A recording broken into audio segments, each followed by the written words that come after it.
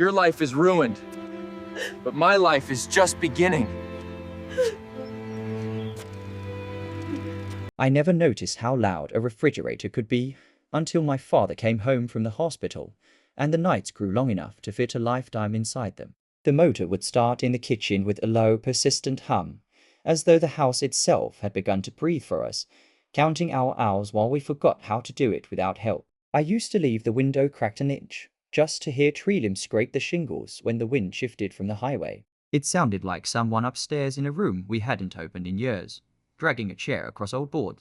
Preparing to sit and wait. We live on a quiet cul-de-sac in a town where people say they like how nothing changes, but still keep an eye on everyone else in case it does. Early mornings.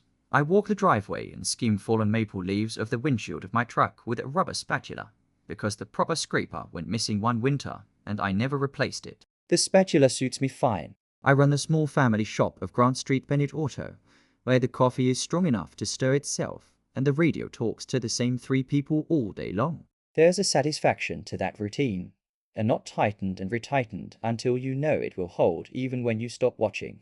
My father sits by the front window now, in a chair we bought because the catalogue said the upholstery hides wear. He has always moved like a man measuring twice and cutting once. After the stroke, measuring became a stare, and cutting, if it still happened at all, was only in his head. Half his body will not answer him. The other half moves with a caution that humbles me. He doesn't speak. He breathes carefully, with a soft rattle some nights if the air is dry, and if he forgets himself in sleep. I kept his watch wound for a while, because he always did. He wore a steel band that clung to him like a ring cut wide. But the watch began to accuse me with its ticking, pushing minutes at me I wasn't ready to receive. So I laid it in his dresser on a white handkerchief and closed the drawer. Now, when I want to keep time, I look at the sun bruising the horizon over our neighbor's oak, or I listen for the click of the baseboard heat beginning its whispered conversation with the walls.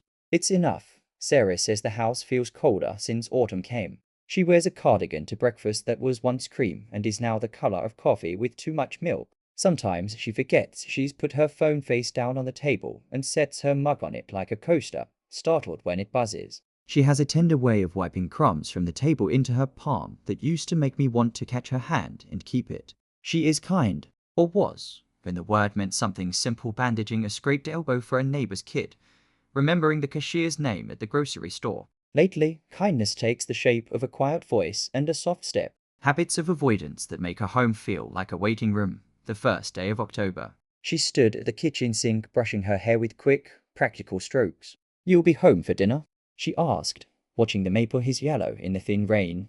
7, I said, because I always said 7. I turned the toast with a fork, my father's eyes moving between us from his chair. She doesn't look at him long, my wife, though she used to. She used to kneel beside him and speak as if the words were eggs she was placing into a carton carefully, with space between them. Now she straightens his blanket and asks if he's warm, but her eyes drift to the window or to the clock, and her hand is already on the back of the chair that will lead her away. I don't blame her, not out loud and not even, if I'm honest, in my heart most days. We are learning a new language here. How to stay. How to mean it. I ran the shop with only one helper once. A kid named Javier who refused to be called anything but Javi and who could take apart a copywriter with the focus of a surgeon and the patience of a fisherman. He left to chase an idea in Cincinnati, and I wished him more luck than I had to give. We hired a second set of hands after that. A man with a good laugh who turned out to have a temper with tools that made parts fly like birds struck by a window. He didn't stay. Now it's just me and the radio in the mornings, and sometimes Sarah drops by on her lunch break with a sandwich she's cut on the bias because she says it tastes better that way. I never taste the diagonal, but I taste her effort. And for a long time that's what I wanted from anyone, the day the leaves started to fall in earnest. I came home to find my father staring at the middle distance with a focus so fierce it felt like a wall. He does that sometimes, finds a fixed point the rest of us can't see. It steadies him, I think, the way a horizon steadies a sailor. The evening smelled of rain angered into steam by the last warmth of sun on asphalt. Sarah was in the dining room stacking mail and unstacking it. She kissed my cheek with a distracted sound and said, "Your dad's had his soup." He ate most of it. I knelt in front of him anyway, touched the corner of his mouth with a napkin. There was nothing there. His eyes flicked over my shoulder toward the hall where the light was already turning the color of old pages.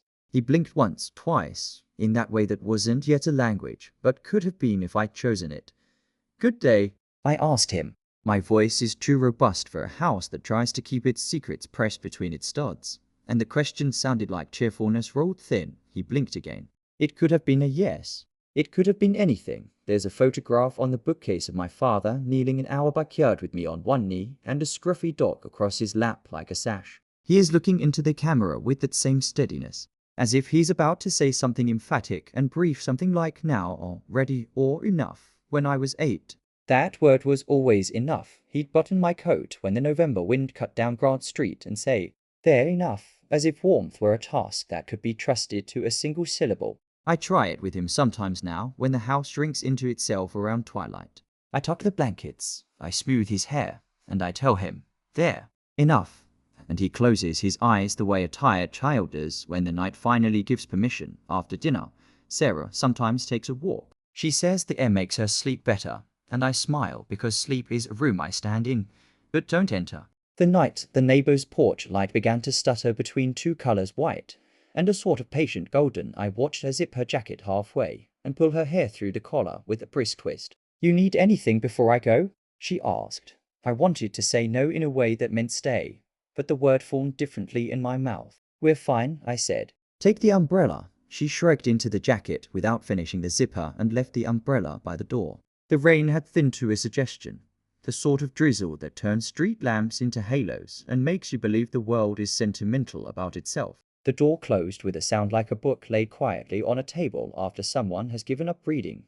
I sat with my father in the living room and watched the weatherman move storms across counties with a forefinger. I try to imagine what the world looks like when you lose half the words that made it. Does it feel like being locked out of your own house? Does it feel like being inside a house where the windows are painted shut? "You okay?" I asked him after a while, when the weatherman had thanked a sponsor and the sponsor had thanked us for listening, and the rain hardened for a minute into a firmer whisper on the glass. He blinked and the blink felt deliberate. He worked his fingers against the blanket. He used to have hands that could coax an engine into confessing anything. Now they speak a different truth. I took his hand and warmed it with both of mine. His gaze slipped to the hall again, then to the front door, then back to me like a pendulum that had found a rhythm too slow for clocks to bother with. "Sarah will be back soon," I said, and the calm in my voice surprised me. His eyes said something I did not yet know how to read. There are evenings when the past arrives uninvited and doesn't wipe its shoes. It comes through a particular scent or the sound of a neighbor's screen door slamming. And then I am 8, 9, 10 again, watching my father grease a fitting in the garage with his sleeve rolled to the elbow, the muscle in his forearm jumping like a small fish. He'd whistle the same tune without noticing, and my mother would call him in from the back steps with a damp dish towel thrown over her shoulder like a flag of truce. The piece in memory is a trick. It makes the present look untidy. Still, I take it, press it into the cracks of these hours like putty, and hope it holds until morning. Sarah came back after 20 minutes, cheeks pinked, hair damp enough to divide into darker strands at her neck. She touched the thermostat without turning it and walked into the living room. "How is he doing?" she asked, looking at my father with a careful lightness, like a hiker looking at a thin patch of ice. "Hungry earlier," I said. "Now he's a million miles away."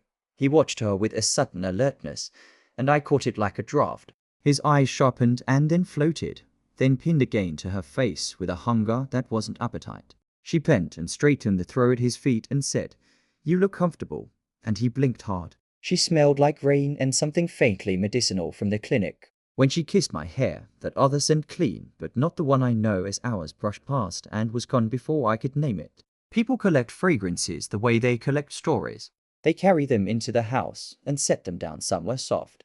"I'm going to sort the mail," she said. It multiplied while I was gone. She smiled, a quick, small smile that didn't invite a response. I took my father's empty bowl to the kitchen and stood a long time with my hands under the tap. Water can be a way not to think. The bowls clinked in the rack like someone clearing a throat. When I shut the tap, the house resumed its breathing. The refrigerators vowed to keep going. The baseboard heat testing the pipes with a shy knock. The soft tread of Sarah's steps on the hallway rug. The rug muffles truth. It also saves the finish on the floor. You take what you're given. That night, sleep took my father quickly, or seemed to. He has learned to rest without asking permission. I sat with a ledger from the shop open on my knees and tried to make the numbers behave with a pencil. I kept sharpening as if the point of it had anything to do with clarity. Outside, the neighbor's dog made a sound like a man coming to a decision. It settled into itself after a while, thinking better of whatever had troubled it. There are things even dogs refuse to patrol past a certain hour. Later, I walked the length of the hallway to our bedroom and hesitated at the door. Sarah was already in bed with the lamp on, underlining something in a paperback, though she has always said underlining is for textbooks and people with exams. The nib of the pen made short hissing scratches, quick and definite. When she looked up, her eyes already looked tired of mine. Not intolerant, not unkind, just full. You coming? She asked in a bit. I've got invoices in the garage. She nodded, as if we had planned that particular distance earlier in the day, and were now carrying it out with the devotion of a chore completed. I kissed her forehead gently, and she closed her eyes in the way a person does when the act resembles rest, but is in single quotes T. in the garage. The shop smell is still in my shirts, and the shirts are still in the cabinets from when we decided space would be easier if some of my life moved outside. I set the ledger on the workbench and ran my hand over the old varnish. The fluorescent hum above me teased at another headache, the kind that don't announce themselves but squat on your shoulders. I wrote numbers, drew boxes around amounts with quiet severity, and felt the night creep into a different shape. I cannot name the moment a house decides to rearrange its bones, but I know the sensation. The air thins or thickens, and the breath changes in your own chest in response. It is like stepping off a curb in the dark and finding the street lower than you expected. The invoices required the usual prayer: paper, pen, patience.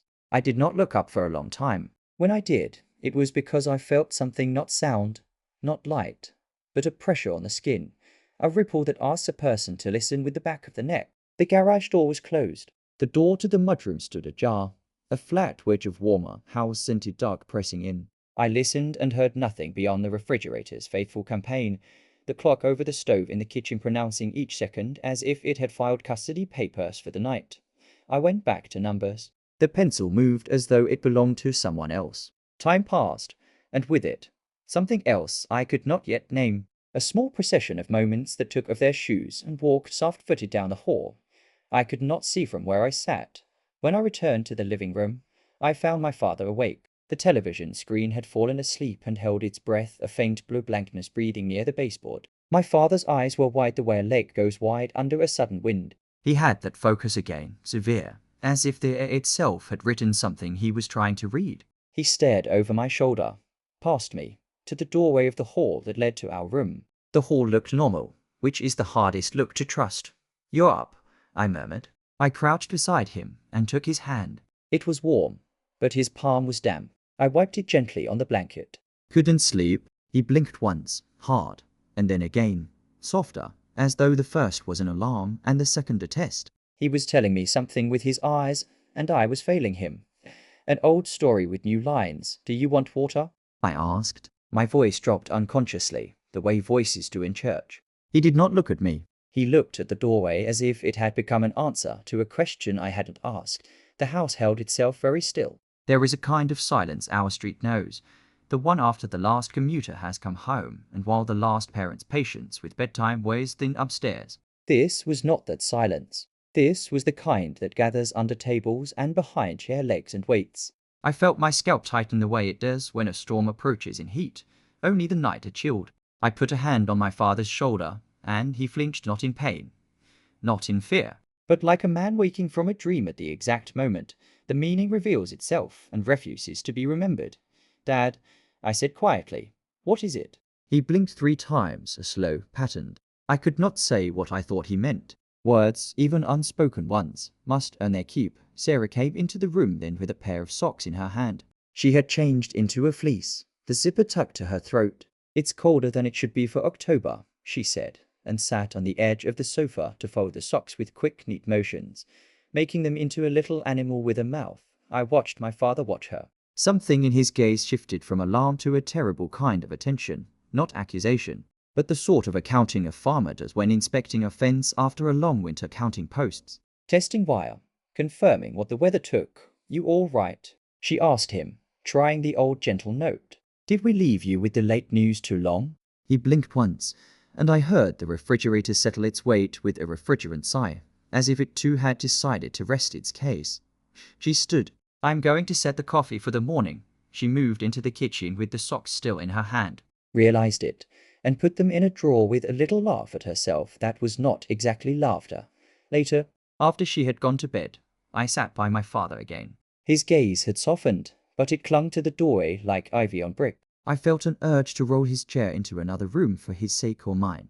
I could not tell, and yet doing so would have been an admission that the doorway had become something, a stage or a witness stand. I stayed where I was and counted his breaths until mine matched them. "Tomorrow," I said, "we'll take the long way to the shop, just you and me. We'll go past the school and the bakery, and you can smell the bread and look at the kids drawing chalk planets in the cracked parking lot. How's that?" A pause. One blink. Another. A third that came from far away or very near. I could not tell. When he sleeps, his face returns to the one in the photograph, calm, resolved, with a shadow where the smile begins. He slept toward dawn. I must have drifted and woken and drifted again. The chair creaked once under him, the way old wood does when it confesses its age to itself, privately and without apology. Morning came polite and grey. I peeled back the curtain and found the neighbor's lawn wet and new, the strip of morning paper like a tongue on the curb. Sarah moved through the kitchen, making a sound like rain in another room, soft and consistent, the coffee machine clearing its throat. The living room smelled faintly of wool and a sweeter note. I couldn't place lemon maybe, or a cleaner Sarah uses when she thinks I don't notice how late she wipes the counters. "Did you sleep?" she asked without turning, like a man who owns a shop with a leaky roof. I said, "We'll call Ray," she said. "He's cheaper than the other guy." "We will," I said, "because solution is a kind of mercy." My father's eyes were clear that morning, though ringed with a fatigue that made them look larger, like someone had polished them. He looked at me, and then at Sarah, and then at me again, in quick succession, until I wanted to put both my hands up and tell him, we're here. I know, but I didn't. I adjusted the blanket because there is comfort in the things your hands can do.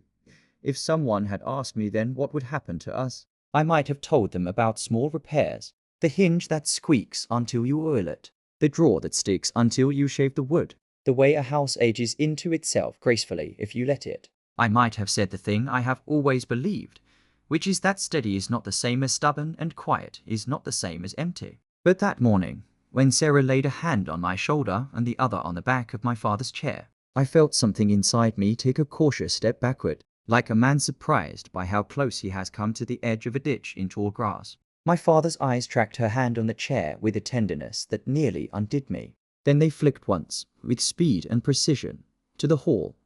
"What did you see?" I wanted to ask him absurdly about a night I believed I had lived with him. Instead I said, "There, enough," tucking him in and speaking the spell my childhood taught me. He closed his eyes obediently, and I sat with my coffee and listened to our refrigerator promise one more day. By noon. I had put fresh oil in the fryer at the shop because AI, who runs the deli 2 doors down, swears by it when he's in a mood to be an expert on any subject, including mine. A woman brought in an old bic that sounded like a throat clearing its way toward a confession, and I told her it was nothing that couldn't be spoken softly back into sense. She nodded and said she trusted me, and the trust landed on me with an awkward grace, the way a bird lands on a branch it doubts will hold. The day kept its shape. I closed the shop at 6:40, turned the sign from open to closed like you might flip a coin and get the same side every time. The air had a brittle edge that made metal ring a little when you set it down. I drove home with the radio low. The announcer was considering a football score as if it were a matter that might influence crops or rainfall. At the house, the porch light had decided on gold. It made the door glow like something important was waiting behind it. I stepped inside and heard the soft rustle of a page turned somewhere deeper in the house, and then the refrigerator sighed at me, again in that intimate way it has when the day is done. My father looked up as if I were late for something he could not name. His hands were quiet on the blanket. He had that fire look again, but this time it wasn't searching, more like a man who has found what he was examining and is not sure how to own it. "How are my people?" I asked, forcing lightness into the corners of the room. Sarah came in with the mail. "Fine," she said. "Hungry?" "Always," I said, and kissed her cheek. It was cool, as if she'd been standing near the window. She set the envelopes down, and I saw her hand shake just enough to rattle a stamp. It was a small tremor, barely there, the sort a person would blame on caffeine or the weather. My father's gaze clicked into place on that movement as surely as if it had been a sound only he could hear. I felt, not for the first time, that I was the third person to enter a conversation already in progress. I smiled and said something about Ray and the roof, and Sarah nodded and said we should call him tomorrow, that night, after dinner. She was quiet the way a lake is when a boat has passed, and the wake must choose between subsiding and remembering. I sat with my father until the rhythm of his breathing found me, and rocked me in my own chair. When Sarah kissed my hair on her way to bed, she lingered a second longer than necessary, as if measuring the time it takes to be sure of something you have already decided. The scent of her shampoo apples, or a suggestion of apples lifted and fell. Under it, there was a note I could not place, like a memory that refuses to present itself whole, familiar enough to itch, strange enough to stay unspoken after she was gone. I turned off the lamp and let the dim light from the street float us in its weak tide. My father looked at the doorway again and then at me, and in his eyes I read a sentence that did not belong to me. I took his hand, cool now, and said, "We're all right." He blinked once, and then the long patience of night entered the room and sat down with us without asking if something had shifted in our house that day. It did not say so directly. Houses keep their counsel. They let their bones creak at the edge of hearing. They let the refrigerator hum its steady hymn. They let the in-between spaces fill with a kind of listening that does not yet have an object. I have lived long enough to recognize the shore even when I can't see water. A certain smell in the air. A certain slant of light. You know when you are near it. I went to bed late, my father dozing in the chair, the television finally admitted dark, the porch light still burning a warm permission into the night. Sarah slept on her side with the blanket peeled back to her shoulder, one hand out as if to greet an old friend she expected in a dream. I lay down and started counting bolts, nuts, invoices, breaths until the count became a song I hummed at the ceiling. If sleep came, it came in pieces. The house, to its credit, did not wake me in the morning. I would learn again the rituals that hold people together who might otherwise drift. Coffee, toast, a question about a day that will feel mostly like the day before. I would mow the strip of grass that faces the street as if trimming an argument down to something less unruly. I would take my father past the bakery and make room in my day for the smell of bread. The world would look convincingly the same, but that first night of notice when the refrigerator found its breath and my father's eyes found, the hall and Sarah's hands found reasons to tremble and be still settled into the house like a quiet visitor planning to stay. We did not yet know its name. We knew only that it was there, and that my father, in his exacting silence, had seen it first the morning after that strange stillness began. The air in the house felt heavier, as though the night had exhaled and never fully drawn its breath back in. I woke to the sound of the coffee maker hesitating between drips, the clock on the microwave blinking a minute ahead of itself, as if trying to fix time through effort alone. Sarah had already gone. Her mug stood half-washed in the sink, a ring of milk at the bottom like the eye of something patient and unfinished. My father was awake too. I found him by the window, as always, his gaze drawn to the same patch of lawn where the sunlight reached last each day. When I said good morning, his eyes moved toward me with a faint quickness, almost relief. I told myself it was coincidence. He blinked once, slow. I adjusted the blanket on his lap and noticed the way his hand twitched against the fabric. Not from weakness this time, but with an intent rhythm, like someone testing a key in a lock. "You're restless today," I said, half smiling. "Maybe we'll go outside later." He blinked again once, then twice, a pause between them that made my breath catch. It was not random. It was measured. At the shop that day, I couldn't keep a steady line of thought. The routine, usually a comfort, began to feel too narrow, like trying to breathe through fabric. I changed oil, checked a radiator, signed to invoices, but my hands worked apart from my head. I kept seeing his eyes from that morning sharp, insistent, and I knew they had wanted to say something. When I came home, Sarah's car was already in the driveway. The sun had tilted low, setting the windows ablaze in reflection. Inside, the air smelled faintly of lavender and something metallic, the kind of sterile scent that clings to hospitals and lingers in clothes. My father's dinner tray sat empty beside his chair, the spoon angled neatly across the bowl. He looked calm, but his eyes sought mine the moment I stepped in. "How was work?" Sarah asked from the kitchen. She was chopping carrots, each cut deliberate, precise, like punctuation marks. "Steady," I said. Quiet. Good. Her tone was even distracted. I might have a double tomorrow. Janet's still out sick. She wiped her hands on a towel, turned toward me, and smiled a small, polite version of her smile, the one reserved for strangers or cashiers. I nodded, watching the faint red mark on her wrist from where her watch had pressed too long after dinner. She excused herself to make a call about the morning shift. I stayed with my father. The light from the hallway stretched long and thin across the floor, stopping just short of his chair. Dad, I said, lowering myself beside him. You've been looking at me like I missed something. What is it? His eyes held me steady, then flicked once toward the hallway where Sarah had gone, back to me, then once more toward the hall. He blinked twice, slow and deliberate. I felt the air tighten in my chest. About Sarah? I asked quietly. One blink. My hand found the arm of his chair, gripping harder than I meant to. Is something wrong? 2 blinks. I don't know what I expected next, a word, a gesture, a miracle, but he only looked at me, the kind of look that knows it has reached the limits of language. The silence between us felt alive, full of meaning I hadn't yet learned to hear. That night, I sat at the kitchen table after Sarah had gone to bed. The clock ticked too loudly. The refrigerator hummed with its usual authority. I took a piece of paper and wrote down yes and no, then circled each. The idea seemed childish, almost absurd. But desperation often begins that way. The next morning, I set the paper on my father's lap. Let's try this, I said, tapping the words. Blink once for yes, twice for no. He studied the paper, his eyes slow, thoughtful. Then, deliberately, he blinked once, for the first time since the stroke. I saw recognition, not the forked kind that drifts in and out, but a sharp glimmer. A man stepping back into himself. I asked more questions first. Do you want water? 1 blink. Did you sleep well? 2. Are you cold? 1. His precision was startling. By the end of that day, I had filled a notebook with our small exchanges. But as the questions grew larger, his answers grew slower. Do you want to tell me something? 1 blink. Is it important? 1 blink again. Firmer this time, when Sarah came home that evening. He followed her with his eyes, as if she carried a story only he could read. I tried to ignore it, tried to believe this was just another of his moods. A ghost of memory misfiring somewhere in the tangle of recovery, but something was shifting, something subtle and impossible to name. A week later, Sarah forgot her phone on the counter when she went for groceries. It buzzed twice before I could stop myself from looking. A name I didn't know.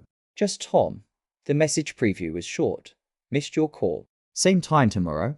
The sound of the refrigerator starting up startled me. I set the phone down too quickly, my pulse too loud. When she returned, she found me washing dishes I didn't remember dirtying. Everything okay? She asked. Yeah, I said, too casually. You were gone longer than usual. They were out of produce, she replied. Her tone was steady, her eyes unreadable. That night, I dreamt of my father sitting in his chair, blinking words I couldn't understand, while the refrigerator hummed like a metronome counting down to something inevitable. Over the next few days, his signals grew more insistent. When Sarah entered the room, his eyes sharpened. When she left, he blinked at me once, like a signal flare. I began to ask questions quietly, in moments when she was at work or asleep. Is it about her? 1 blink. About another person? 1 blink. Someone I know? Another blink, slow, hesitant.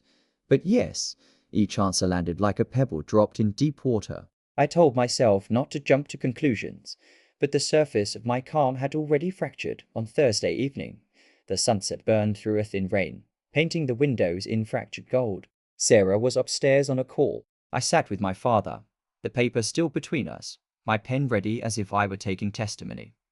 Do you want me to know something specific? 1 blink. Can you tell me how? 2. I exhaled. You want me to figure it out? He blinked once, slow and certain. That night, I began noticing the smallest things, like the faint perfume on Sarah's scrubs that didn't match the one she used to wear, or the unfamiliar key on her ring that jingled softly when she hung it on a hook. The mind, once pointed towards suspicion, becomes a collector of clues. Every silence becomes a sentence. Every gesture an echo. By Friday, I had convinced myself of nothing and everything at once. I told myself I needed proof, though I wasn't sure what proof would even mean, or what I would do with it if I found it that evening. Sarah left again for a shift swap, her voice hurried, her eyes avoiding mine. My father watched her go, his reflection small in the glass door. When the door closed, he turned to me, blinking once, then once more different this time, like punctuation. You knew? I whispered. One blink from the start. One blink. Why didn't you tell me before? Two, because you couldn't, I thought. Because no one listened.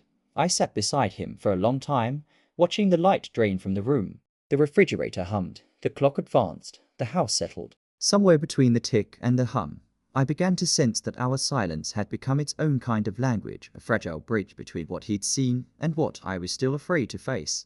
That night, I found myself standing in the doorway to our bedroom, watching Sarah sleep. Her breathing was even, peaceful, but I felt the distance between us like a wall built in careful increments.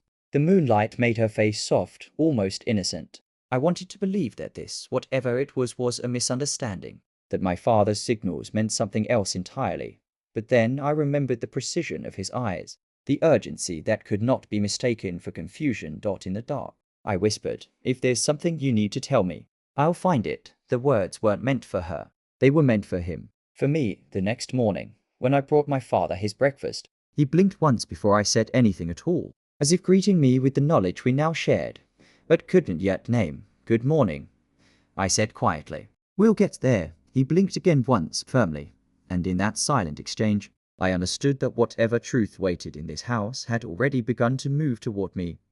Step by step, through the quiet halls of our ordinary lives, the idea came to me the way most dangerous thoughts do, quietly, as if it had been living somewhere behind my ribs all along, waiting for the right evening to knock. I was wiping the kitchen counter when it happened. The sound of the cloth moving in circles had a rhythm that matched the clock. Wipe, tick, wipe, tick. I stared at the glass door, at my reflection faint in it, and thought, I need to see what he saw. That night, after Sarah went upstairs, I walked to the garage and pulled an old toolbox from the shelf. Under the wrench set was a small black box, the security camera I had bought 2 years earlier, after someone tried to siphon gas from the trucks outside the shop. I never installed it. The town was safe, and I preferred believing good things about people. I held it now, the weight of it strange in my hands, as if the metal already knew what it was about to witness. I waited until morning to mount it. Sarah left for work early, kissing my cheek with the same automatic warmth that felt more habit than heartbeat. My father's eyes followed her until the door closed. When I turned to him, his expression told me he knew what I was planning. I'll just make sure you're safe while I'm gone, I said. It was easier to call it that. He blinked once. Approval or resignation, I couldn't tell. I fixed the camera above the bookshelf facing the living room, angled to catch the hall that led to our bedroom and the front door. It was small enough to disappear into the shadow of the molding. From there, it could see everything my father could, everything I couldn't. The first few days passed uneventfully. Sarah worked 2 doubles, came home late, moved through the house like a ghost who'd forgotten her own story. My father remained steady, his eyes tired but sharp. I checked the footage each evening, watching hours of ordinary time unfold, me feeding him soup, Sarah adjusting the curtains, the television flickering over their faces like shallow waves of light. Nothing. By the 5th day, I began to wonder if I had let suspicion make a fool of me. Maybe his signals meant something else, memories rearranged, emotions misplaced. Guilt began to press at me for doubting her. I told myself I'd delete the recordings at the end of the week. On the 6th night, I almost didn't look. The drive home had been long, the air thick with a summer that refused to end. I wanted a shower, a meal, a simple night with no shadows hiding under the furniture. But something, habit or instinct, made me open the laptop. The first few hours were like the others. The glow of the TV, my father's still form in the chair, the soft drift of light as evening deepened. Then Sarah entered the frame. It was a little after 8. She carried 2 mugs, set one on the side table beside my father, the other on the coffee table. She looked toward the front door, hesitated, then moved to the window, drawing the curtain halfway. I felt the muscles in my chest tighten, though I didn't know why yet. A shadow crossed the edge of the screen, a movement near the door. Sarah turned, opened it slightly, and someone stepped inside. Tom. I didn't know his name then, not officially, but I recognized the face from the message on her phone, from the faint sense of intrusion I hadn't wanted to admit. He was wearing a jacket too heavy for the weather, his posture uncertain. She shut the door behind him, and for a moment they stood there in the faint golden light from the lamp. The two of them like figures caught between decisions. They spoke quietly. The camera caught only gestures, her hands moving nervously, his face shifting between apology and longing, or something that wanted to be both. My father was in his chair, eyes wide, unmoving. I watched his fingers tremble once against the armrest. Then it happened. Tom reached out, touched her wrist. She didn't pull away. Instead, she lowered her head, as if in surrender or exhaustion. They stood there for several seconds, long enough for understanding to settle in me, like a stone thrown into deep water. I could feel my pulse in my throat, my hands, my temples. I wanted to look away, but I couldn't. They didn't go upstairs. They didn't even cross the room. They stayed in the quiet center of the living room, the silence between them more intimate than any word. My father's reflection in the window glass was a still witness, his eyes wide, helpless. I paused the video. For a full minute I sat there, listening to the hum of the laptop fan, the faint buzz of the refrigerator in the other room, the pulse that felt like a second clock beating behind my ear. Every part of me wanted to disbelieve what I'd seen. People gesture, people comfort each other. It didn't have to mean what it looked like. But the truth was too calm, too practiced. That wasn't confusion. That was familiarity. I pressed play again. Sarah said something. I could see her lips move, the faint tremor in her jaw. Tom nodded. He looked toward my father then, almost as if to acknowledge him. And that single glance shattered whatever part of me still wanted to pretend this was harmless. They knew he was there. They didn't care. Tom left a few minutes later. Sarah remained standing by the door long after it closed, her hand on the frame, her shoulders tight. My father stared at her, his face pale under the lamplight. Finally, she turned, looked at him, and for a heartbeat I thought she might speak. Instead, she simply drew the curtain and walked away. The recording ended a little before 9. I closed the laptop and sat in darkness, my hands clasped so tight my knuckles ached. I heard my own breathing, rough, unfamiliar. The kitchen clock ticked, indifferent dot in the living room. My father stirred. I went to him, every step heavy, deliberate. When I met his eyes, there was no pity there, no surprise, only recognition, like someone who has been waiting for you to arrive at a truth they've carried too long. You saw, I whispered. He blinked once, for the first time in weeks. My throat burned. How long? He blinked again, slow, deliberate, the kind of blink that carried more weight than speech ever could. I sank onto the edge of the sofa, my thoughts scattering like papers in a draft. The image of her hand on Tom's wrist kept replaying. A single frame burned into my mind. Not the act itself, but the ease in it.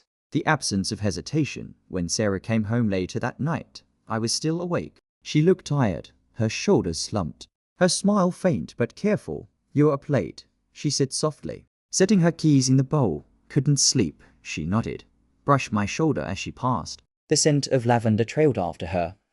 I said nothing. For the next 2 days, I lived into realities. In one, I played the part of the husband I had always been, steady, polite, attentive. In the other, I replayed the footage in my head, frame by frame, until the edges blurred and I no longer knew whether I wanted to erase it or memorize it. My father watched me with an understanding that hurt to meet. On the 3rd morning, I decided to test her story. "You still working doubles this week?" I asked over breakfast. "Probably," she said, stirring her coffee. "They can't find coverage." I nodded, pretending to accept it, though I had already marked the time on the recording, 8 o'clock that evening. At 7:55, I parked my truck around the corner and walked the long way home. The porch light glowed through the trees like a small, patient eye. From the street, I could see the shadow of movement through the curtains. I stood there until my pulse steadied, until I could force myself to breathe normally again. Then I turned away and went to the shop, pretending I'd forgotten something. When I returned an hour later, the living room was dark. My father was awake, his gaze fixed on me the moment I stepped inside. "You don't have to tell me," I said quietly. "I already know." He blinked once, slow. Pained, that night, I didn't check the footage. I didn't need to. Instead, I sat by the window, watching the moon rise over the roofs, and thought of all the small and remarkable ways a heart breaks, quietly, repeatedly, like a faucet that never stops dripping. I wondered if love ever really leaves, or if it simply changes shape until you no longer recognize it. When the dawn came, pale and apologetic, I brewed coffee strong enough to make the air sting. Sarah came downstairs, yawning, her hair pulled back loosely. She smiled when she saw me, an ordinary morning smile. "Early start?" she asked. "Couldn't sleep," I said again. She poured herself coffee, humming under her breath. I watched her move through the kitchen, her gestures as familiar to me as my own. For a fleeting moment, I almost convinced myself that things were still what they seemed, but my father's reflection in the window reminded me otherwise. His eyes followed her every step after she left. I turned to him. "What do I do?" I asked. He blinked once, then paused, then again. Yes and no both. I exhaled a sound that might have been a laugh. "That's not helpful, Dad." His eyes softened. He wanted to say more. I could see it in the tremor of his jaw, the faint rise of his chest. But no sound came. Only silence, the same silence that had kept this house breathing for weeks. The same silence that had carried the truth when neither of us could speak it. That evening, I watched the footage one last time. Not out of doubt, but as a way of acknowledging it, like reading a letter you wish had never been sent. When it ended, I didn't delete it. I closed the laptop and placed it in the drawer beside my father's chair. He deserved to know that his witness hadn't been wasted. Before I went to bed, I stood in the doorway of his room. He was asleep, or pretending to be. The lamplight caught the side of his face, gentle and still. "Thank you," I whispered. His eyelids fluttered. Maybe it was just a dream. Maybe it was understanding. But I like to think he heard me. The night that followed was long and quiet. The kind of quiet that doesn't offer peace, but prepares you for something that will soon require it. I didn't know yet what that would be, only that when the morning came, the world would no longer pretend to be the same, and neither would I. Morning broke softer than usual, as if the light itself was hesitant to touch what was left of us. The sky above Ohio wore a thin, grey veil, and the air carried that clean stillness that comes just before something gives way. I had been awake for hours already.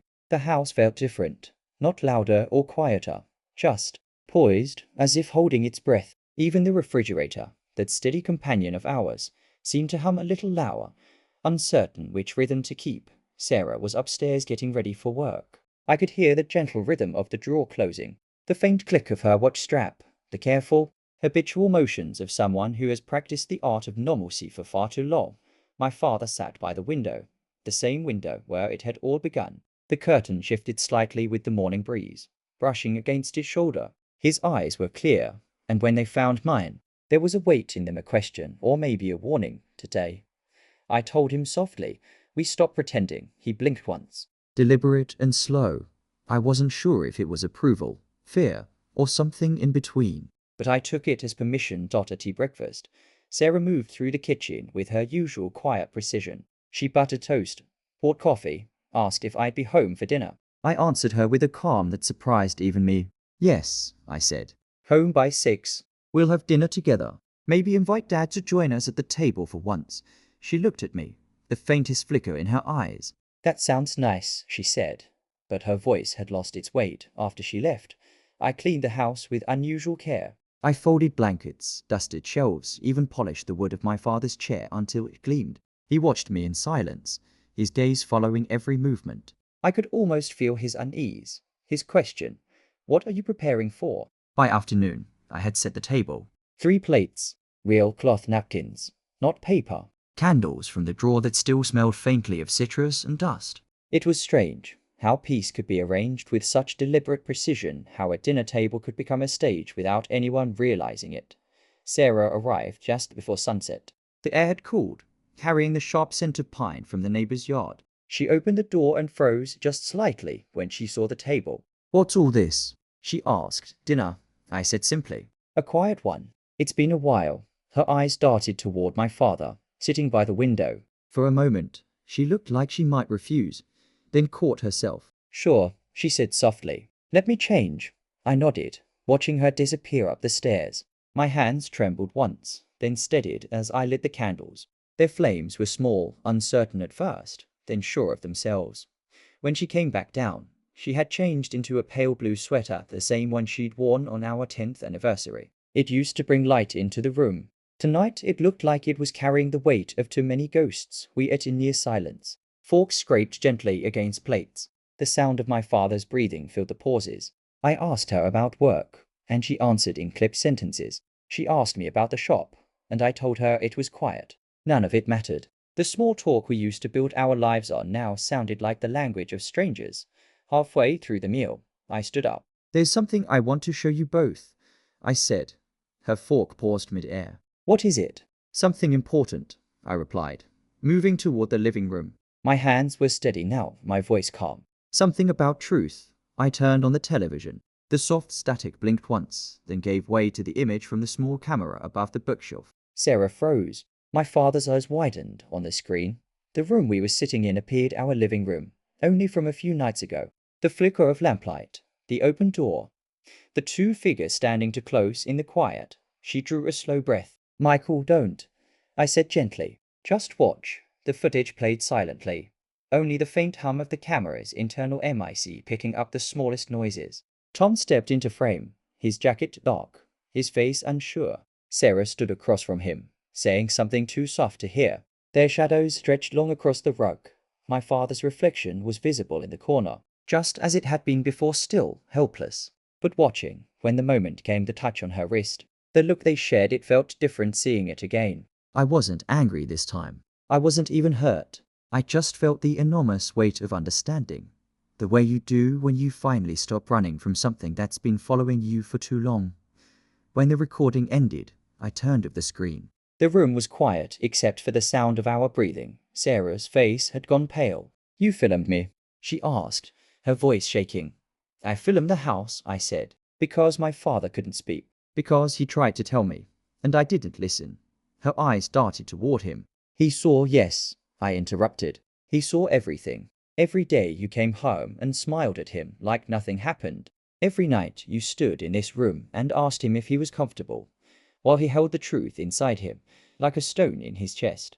Tears welled in her eyes, but they didn't fall yet. It wasn't what it looked like, she said weakly. It was exactly what it looked like, I said quietly. You can't make me unsee it. You can't make him unsee it either.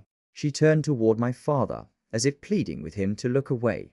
But his eyes were fixed on her, sharp, unflinching, the same eyes that had carried her secret until I finally opened them. For a long moment, no one spoke. The candle flames swayed slightly, their light trembling on the edges of the plates. Finally, she whispered, "Why are you doing this?" Because silence is not mercy, I said, and truth, no matter how late, deserves to breathe. Her face broke then. Not in dramatic collapse, but in quiet surrender. She sank into the chair, her hands covering her mouth. I didn't mean for it to happen, she murmured. It just did. I thought I could stop it. But then I raised a hand. Don't explain, please. There's nothing left in the explanation that can fix what's already broken. Tom wasn't there to defend himself, and maybe that was for the best. It wasn't about him. It was about the fracture in trust. The invisible wound that had turned our home into a stage for lies. Sarah stood slowly, wiping her face. What do you want from me? Nothing, I said. Not apology, not excuses, just acknowledgement. That's all. Her eyes flicked again to my father. He blinked once, so slow and deliberate it felt like a sentence. She flinched as if it had spoken aloud. I'm sorry, she whispered, but she wasn't looking at me. She was looking at him. Something inside me shifted, then not forgiveness, not even peace, but the first faint understanding of release. There was no need to shout, no need for retribution. The truth had already done what it came to do. The candles burned lower. The room grew dim. Sarah's sobs came soft at first, then steadier, until they filled the air like rain on a quiet roof. I stood there, listening, not cruelly, not triumphantly, just listening, because sound was finally returning to a house that had been silent for too long. When the tears subsided, she sat very still, her hands clasped in her lap. I'll leave tomorrow, she said. You don't have to decide tonight, I replied, though we both knew she already had. She nodded, her eyes glassy but calm. I think I do. I walked to my father, adjusted the blanket around his knees. His eyes met mine, and for the first time in months, they seemed at rest. It's over, I whispered. He blinked once, his gaze softening. After Sarah went upstairs, I stayed beside him. The candles burned out one by one, their smoke curling upward like small farewells. The silence that followed wasn't heavy anymore. It was clean, honest. Later, as I began to gather the dishes, I heard something, a faint, broken sound, barely there. I turned to my father. His lips moved. At first, I thought it was a reflex, but then the sound came again, hoarse and fragile, like a note trying to remember its melody. Thank you. I froze. The words were shaped more by breath than by voice, but they were there, real, unmistakable. My throat tightened. You did it, I whispered. You spoke. He blinked once, his eyes wet with effort. I knelt beside him, my hand over his. You carried it all this time, I said softly. Now you can rest. The old house seemed to exhale with us. The refrigerator hummed again, steady and sure, as if relieved the world had returned to its proper rhythm. When I finally went to bed, the dawn was beginning to pale the edges of the sky. Sarah's side of the bed was empty. I didn't look for her. Some goodbyes happen long before the door closes. I lay awake listening to the faint morning wind brushing against the eaves, and for the first time in what felt like forever, I heard the house as it really was. No secrets, no unspoken warnings. Just the ordinary, imperfect breathing of walls that had seen too much and forgiven enough to stand another day. Before sleep found me, I thought of my father's voice, thin, fragile, but alive, and of the words he'd managed to give me at last. 2 small syllables that weighed more than all the silence before them. Thank you, and for once, the world outside our window seemed to echo them back, soft and certain, as the first light touched the corner of our worn wooden floor.